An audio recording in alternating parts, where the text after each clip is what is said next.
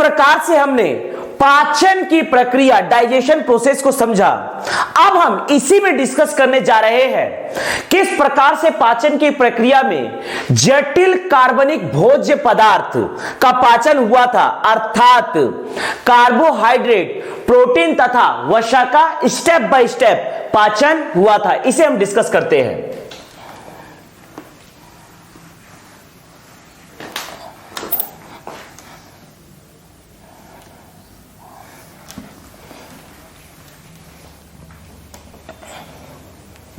ध्यान दीजिएगा, किस प्रकार से जटिल कार्बनिक भोज्य पदार्थ, प्रोटीन, वसा तथा कार्बोहाइड्रेट का पाचन हुआ था, इसे हम डिस्कस करने जा रहे हैं।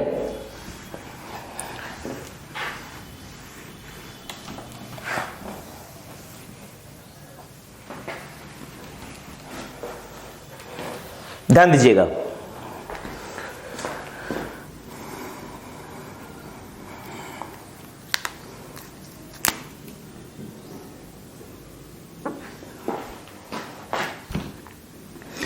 तो जटिल कार्बनिक भोज्य पदार्थों का पाचन, पाचन की प्रक्रिया में हम देखने जा रहे हैं जटिल कार्बनिक भोज्य पदार्थों का पाचन, भोज्य पदार्थों का पाचन अर्थात प्रोटीन, वसा तथा कार्बोहाइड्रेट का पाचन। सबसे पहले हम इसमें डिस्कस करने जा रहे हैं प्रोटीन का पाचन। जटिल कार्बनिक भोज्य पदार्थ में सबसे पहले हम डिस्कस करने जा रहे हैं प्रोटीन का पाचन। इसके बाद डिस्कस करेंगे वसा का पाचन और तीसरा डिस्कस करेंगे कार्बोहाइड्रेट का पाचन। ध्यान दीजिएगा, प्रोटीन का पाचन सबसे पहले होता है आमाशय में पाए जाने वाले जठर ग्रंथि, गैस्ट्रिक ग्लैंड के द्वारा छोड़े गए जठर रस में पाए जाने वाले पेप्सिन एंजाइम्स से। ध्यान दीजिएगा, यह आपका है अमाशय, यह पकड़ना है अमाशय, यह है अमाशय। ध्यान दीजिएगा, यह है अमाशय। अमाशय में पाया जाता है, अमाशय या हम कह सकते हैं स्टमक या पेट। अमाशय में पाया जाता है जठर ग्रंथि, अमाशय में पाया जाता है जठर ग्रंथि, गैस्ट्रिक ग्लैंड। अमाशय की दीवारों में पाया जाता है जठर ग्रंथि, गैस्ट्रिक ग्लैंड, गैस्ट्रिक ग्लैंड। अमाशय के गैस्ट्रिक ग्लैंड से निकलने वाले 3 एंजाइमों में से एक एंजाइम होता है, ध्यान दीजिएगा, जठर ग्रंथि से निकलता है जठर रस, जठर रस। और जठर रस में 3 प्रकार के एंजाइम्स पाए जाते हैं, जिसमें से एक एंजाइम हमें पकड़ना है। जठर रस से जो एंजाइम निकलते हैं, 3 एंजाइम होते हैं, उसमें से एक एंजाइम है पेप्सिन, पेप्सिन। और पेप्सिन एंजाइम के द्वारा भोजन में, भोज्य पदार्थ में जो प्रोटीन होता है, प्रोटीन होता है, यह प्रोटीन पच के बन जाता है पेप्टोन, अर्थात प्रोटीन जटिल कार्बनिक भोज्य पदार्थ से सरल कार्बनिक भोज्य पदार्थ पेप्टोन में कन्वर्ट हो जाता है। तो यहां पर प्रोटीन कन्वर्ट होता है पेप्टोन में, अर्थात सबसे पहले पेप्सिन के द्वारा होता है प्रोटीन का पाचन। सबसे पहले अमाशय के जठर ग्रंथि के जठर रस में पाए जाने वाले पेप्सिन एंजाइम से होता है प्रोटीन का पाचन, अर्थात प्रोटीन के पाचन में सबसे पहले पार्टिसिपेट करता है जठर ग्रंथि। प्रोटीन के पाचन में सबसे पहले पार्टिसिपेट करता है जठर ग्रंथि, जठर ग्रंथि। इसके बाद जब भोजन पहुंचता है ग्रहणी में, डियोडेनम में, तो यह आपका पकड़ना है अग्नाशय, अग्नाशय पेनक्रियाज। यदि हम अग्नाशय पेनक्रियाज की बात करते हैं, यह आपका है अग्नाशय या पेनक्रियाज, ध्यान दीजिएगा, यह है अग्नाशय या पेनक्रियाज। अग्नाशय या पेनक्रियाज की अगर हम बात करते हैं, यह है अग्नाशय या पेनक्रियाज। अग्नाशय या पेनक्रियाज, अग्नाशय या पेनक्रियाज से स्रावित होता है, अग्नाशय या पेनक्रियाज से स्रावित होता है अग्नाशयी रस, अग्नाशयी रस, और अग्नाशयी रस में पाया जाता है ट्रिप्सिन, अग्नाशयी रस में पाया जाता है ट्रिप्सिन एंजाइम्स, ट्रिप्सिन एंजाइम। अग्नाशय पेनक्रियाज से स्रावित होता है, निकलता है अग्नाशयी रस, और इसमें पाया जाता है ट्रिप्सिन एंजाइम। ट्रिप्सिन एंजाइम की खास बात यह है कि यह पेप्टॉन को, यह प्रोटीन का पाचन करता है, अर्थात पेप्टॉन को कन्वर्ट करता है पेप्टाइड्स में, पेप्टॉन को कन्वर्ट करता है पेप्टाइड्स में, पेप्टाइड्स में, ध्यान दीजिएगा, यह प्रोटीन को पाचन करता है और प्रोटीन को कन्वर्ट करता है पेप्टॉन से पेप्टाइड्स में, पेप्टॉन से पेप्टाइड्स में। तो इस प्रकार से प्रोटीन के पाचन में सक्रिय होने वाला अगला ग्रंथि है, दूसरा ग्रंथि है अग्नाशय ग्रंथि। ये ट्रिप्सिन नामक एंजाइम से पेप्टॉन को पेप्टाइड्स में कन्वर्ट करता है। अगला, जब भोज्य पदार्थ ग्रहणी से होते हुए छोटी आंत के इलियम में पहुंचता है, ध्यान दीजिएगा, यहां पर छोटी आंत के इलियम में पहुंचता है, तो इलियम तीसरा पार्टिसिपेट करता है प्रोटीन के पाचन में, इलियम, ध्यान दीजिएगा, तीसरा है छोटी आंत का इलियम, छोटी आंत में पाया जाता है इलियम, इलियम ये पाया जाता है छोटी आंत में, इलियम स्मॉल इंटेस्टाइन में पाया जाता है, स्मॉल इंटेस्टाइन में। छोटी आंत के इलियम में पाया जाता है, छोटी आंत के इलियम में पाया जाता है आंत्र ग्रंथि, आंत्र ग्रंथि, आंत्र ग्रंथि कहिए या ब्रूनर्स ग्रंथि कहिए या लीबर कून ग्रंथि कहिए, आंत्र ग्रंथि, इसमें पाया जाता है आंत्र ग्रंथि या ब्रूनर्स ग्रंथि, ब्रूनर्स ग्रंथि, या इसी का तीसरा नाम है लीबर कून ग्रंथि, लीबर कून ग्रंथि। इंटेस्टाइनल, इंटेस्टाइनल ग्लैंड या ब्रूनर्स ग्लैंड या लीबर कून ग्लैंड, इनसे निकलता है आंत्र रस, इससे निकलता है आंत्र रस। छोटी आंत के इलियम के आंत्र ग्रंथि से निकलता है आंत्र रस, और आंत्र रस में इरेप्सिन नामक, आंत्र रस में इरेप्सिन नामक एंजाइम पाया जाता है, इरेप्सिन नामक एंजाइम पाया जाता है। ये इरेप्सिन नामक एंजाइम यहां पर जो प्रोटीन का पाचन होकर बना था पेप्टाइड्स, ये पेप्टाइड्स को अंततः कन्वर्ट करता है, ये पेप्टाइड्स को अंततः कन्वर्ट करता है सबसे सरलतम रूप अमीनो अम्ल में, ये कन्वर्ट करता है अमीनो अम्ल में।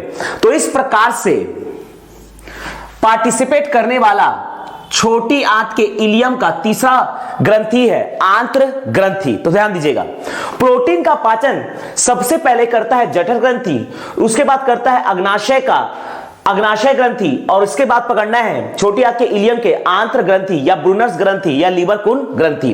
तो प्रोटीन का पाचन करने वाला पहला अंग होता है मानव शरीर में जठर ग्रंथि, उसके बाद अग्नाशय, और उसके बाद होता है आंत्र ग्रंथि।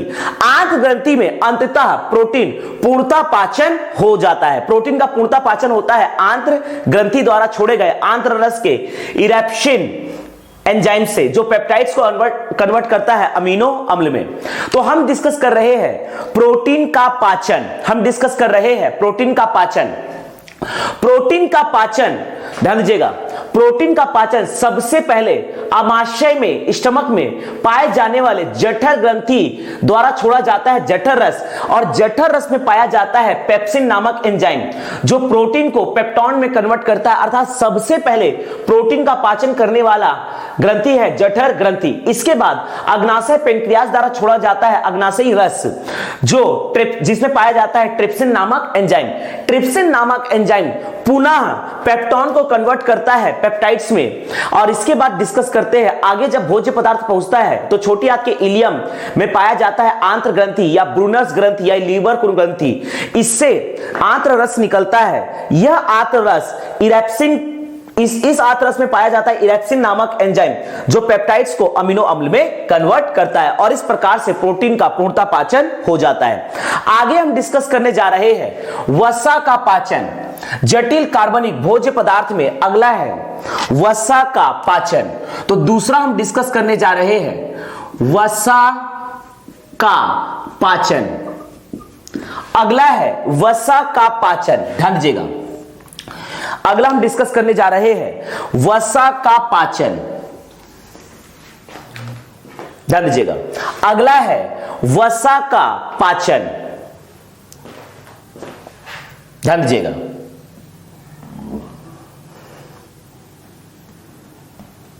अगला है वसा का पाचन।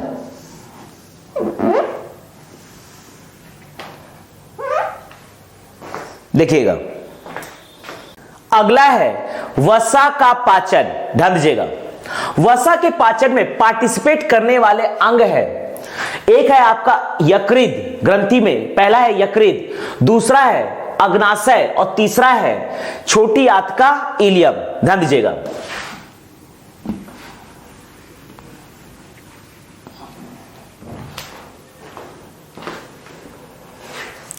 तो अगला हम डिस्कस करने जा रहे हैं वसा का पाचन। वसा का पाचन सबसे पहले होता है, ये आपका है यकृत, ये आपका है यकृत, सबसे पहले पकड़ना है यकृत या लीवर, यकृत या जिगर या कलेजा, जिसे इंग्लिश में कहा जाता है लीवर। ध्यान दीजिएगा, यह है मानव शरीर की सबसे बड़ी पाचक ग्रंथि यकृत। यकृत से निकलता है, यकृत से निकलता है पित्त रस जो जाकर गाल ब्लेडर पित्ताशय में एकत्रित होता है बाइल। यह पित्त रस इस प्रकार से आता है और आकर गृहिणी डिओडेनम में गिरता है और भोज्य पदार्थों से मिलता है। यकृत, जिगर या कलेजा, लीवर से निकलता है पित्त रस बाइल जो हमारे भोज्य पदार्थ में मिलता है और यह करता है वसा का पाचन। तो वसा का पाचन सबसे पहले होता है यकृत द्वारा निकले पित्त रस से। तो इस प्रकार से वसा का पाचन में पार्टिसिपेट करने वाला पहला ग्रंथि होता है यकृत ग्रंथि, जिसके पित्त रस से होता है वसा का पाचन और ये वसा को कन्वर्ट करता है इमल्सीकृत। ध्यान दीजिएगा, पित्त रस वसा को कन्वर्ट करता है इमल्सीकृत, इमल्सीकृत वसा में, अर्थात जल युक्त वसा में, जल युक्त वसा में। तो इस प्रकार से हमारे शरीर में सबसे पहले वसा का पाचन करने वाला ग्रंथि है यकृत ग्रंथि। इसके बाद पकड़ते हैं दूसरा अग्नाशय या पेनक्रियास ग्रंथि। यहां से निकलता है अग्नाशयी रस, यहां से निकलता है अग्नाशयी रस। अग्नाशयी रस में पाया जाता है लाइपेज एंजाइम और अग्नाशयी रस में पाए जाने वाले लाइपेज एंजाइम से ये जो इमल्सीकृत वसा है, इमल्सीकृत वसा का 60% भाग, इमल्सीकृत वसा अर्थात जल युक्त वसा का लगभग 60% भाग कन्वर्ट हो जाता है वसा अम्ल तथा ग्लिसरॉल में, वसा अम्ल तथा ग्लिसरॉल में। ये कन्वर्ट हो जाता है। बचा हुआ 40% भाग को कन्वर्ट करता है, अर्थात यहां पर वसा का पाचन करने वाला दूसरा पाचक ग्रंथि है अग्नाशय। इसके बाद भोज्य पदार्थ पहुंचता है छोटी आंत के इलियम में। तो छोटी आंत के इलियम में पाया जाता है आंत्र ग्रंथि, ब्रूनस ग्रंथि या लीवर क्रून ग्रंथि, और यहां से निकलता है आंत्र रस। यहां से निकलता है आंत्र रस, और इस आंत्र रस में भी पाया जाता है लाइपेज एंजाइम। इसमें भी पाया जाता है लाइपेज एंजाइम। इसमें भी पाया जाता है लाइपेज एंजाइम। तो आंत्र रस के लाइपेज एंजाइम के द्वारा बचे हुए 40% इमल्सीकृत वसा को, जो यहां से आ रहा है, बचे हुए 40% इमल्सीकृत वसा को कन्वर्ट कर दिया जाता है वसा अम्ल तथा ग्लिसरॉल में। वसा अम्ल तथा ग्लिसरॉल में इसे कन्वर्ट कर दिया जाता है। तो इस प्रकार से तीसरा जो ग्रंथि होता है जो वसा का पाचन करता है वो होता है आंत्र ग्रंथि, जो बचे हुए 40% इमल्सीकृत वसा को कन्वर्ट करता है वसा अम्ल तथा ग्लिसरॉल में। तो ओवरऑल आंत्र ग्रंथि के पाए जाने वाले आंत्र रस, और आंत्र रस में होता है लाइपेज, इसके द्वारा पूर्णतः वसा का पाचन हो जाता है। तो वसा का पाचन करने वाला पहला ग्रंथि है यकृत ग्रंथि, और वसा का अंततः पूर्ण रूप में पाचन करने वाला ग्रंथि है आंत्र ग्रंथि, जो इलियम छोटी आंत में पाया जाता है। तो वसा का पाचन सबसे पहले देखते हैं, यह है यकृत, जिगर या कलेजा से निकलता है पित्तरस बाइल। ये वसा भोज्य पदार्थ में जो वसा होता है उसको इमल्सीकृत वसा या जल में परिवर्तित करता है। इसके बाद अग्नाशय या पेनक्रियाज से निकलता है अग्नाशयी रस, जिसमें पाया जाता है लाइपेज एंजाइम, और ये इमल्सीकृत वसा का 60% भाग को वसा अम्ल तथा ग्लिसरॉल में परिवर्तित करता है। इसके बाद भोज्य पदार्थ पहुंचता है स्मॉल इंटेस्टाइन के इलियम में, और इलियम में पाया जाता है आंत्र ग्रंथि या ब्रूनर्स ग्रंथि या लीवर कुर्न ग्रंथि। यहां पर इंस्टेंटाइनल या ब्रूनर्स या लीवर कुर्न ग्रैंड जो है ये आंत्र रस निकालता है। इसमें भी पाया जाता है लाइपेज, और लाइपेज जो है बचे हुए 40% इमल्सीकृत वसा को वसा अम्ल तथा ग्लिसरॉल में परिवर्तित करता है। तो इस प्रकार से अंततः वसा का पाचन हो जाता है। तो वसा के पाचन में पार्टिसिपेट करने वाला पहला ग्रंथि है यकृत ग्रंथि, और अंततः अंतिम रूप में वसा का पाचन करने वाला ग्रंथि है आंत्र ग्रंथि। आगे हम डिस्कस करने जा रहे हैं, और वसा का पाचन करने वाला जो ग्रंथि है यकृत ग्रंथि है, अग्नाशय ग्रंथि है, और इलियम में पाए जाने वाला आंत्र ग्रंथि है।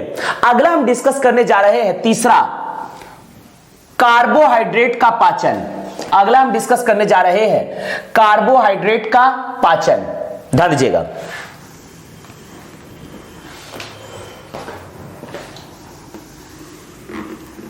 अगला हम डिस्कस करने जा रहे हैं कार्बोहाइड्रेट का पाचन। तो तीसरा है जटिल कार्बनिक भोज्य पदार्थ कार्बोहाइड्रेट। कार्बोहाइड्रेट का पाचन, कार्बोहाइड्रेट का पाचन। ध्यान दीजिएगा, कार्बोहाइड्रेट का पाचन सबसे पहले होता है लार ग्रंथि से। 3 प्रकार के लार ग्रंथि होते हैं, पैरोटिड, ये है सब मैक्सिलरी, और ये है सब लिंगुअल ग्लैंड। ध्यान दीजिएगा, सबसे पहले पकड़ते हैं लार ग्रंथि। सबसे पहला है लार ग्रंथि। लार ग्रंथि से निकलता है लार ग्रंथि से निकलता है लार, जो कि एक पाचक रस होता है। लार में पाया जाता है टाइलिन नामक एंजाइम। लार में पाया जाता है टाइलिन नामक एंजाइम, और ये टाइलिन नामक एंजाइम लार में पाया जाता है टाइलिन नामक एंजाइम, और ये टाइलिन नामक एंजाइम स्टार्च को माल्टोज में कन्वर्ट करता है। ये टाइलिन नामक एंजाइम स्टार्च को माल्टोज में कन्वर्ट करता है। तो इस प्रकार से सबसे पहले कार्बोहाइड्रेट का पाचन प्रारंभ होता है लार ग्रंथि से। तो सबसे पहले कार्बोहाइड्रेट का पाचन प्रारंभ होता है लार ग्रंथि से। लार ग्रंथि, पैरोटिड, सब मैक्सिलरी, सब लिंगुअल, लार ग्रंथि से निकलता है लार। लार में पाया जाता है टाइलिन नामक एंजाइम, और ये टाइलिन नामक एंजाइम स्टार्च को माल्टोज में कन्वर्ट करता है, अर्थात कार्बोहाइड्रेट का सबसे पहले पाचन प्रारंभ होता है लार ग्रंथि से। इसके बाद पकड़ना है जब भोज्य पदार्थ इस प्रकार से स्टमक से होते हुए ग्रहणी में पहुंचता है तो अग्नाशय या पेनक्रियाज, ये पकड़ना है अग्नाशय या पेनक्रियाज। अग्नाशय या पेनक्रियाज से निकलता है अग्नाशयी रस। अग्नाशय या पेनक्रियाज से निकलता है अग्नाशयी रस, ध्यान दीजिएगा। अग्नाशयी रस में पाया जाता है ए माइलेज एंजाइम, ए माइलेज एंजाइम, और ए माइलेज एंजाइम, ध्यान दीजिएगा, ए माइलेज एंजाइम कन्वर्ट करता है स्टार्च अर्थात मंड। स्टार्च या मंड को यह कन्वर्ट करता है ग्लूकोज में। स्टार्च या मंड को कन्वर्ट करता है ग्लूकोज या शर्करा में, ध्यान दीजिएगा। स्टार्च या मंड को कन्वर्ट करता है ग्लूकोज या शर्करा में। तो इस प्रकार से ए माइलेज एंजाइम के द्वारा स्टार्च ग्लूकोज में, ये ग्लूकोज जो होता है ये कार्बोहाइड्रेट का सबसे सरलतम रूप है, अर्थात पूर्णतः पाचन हो गया।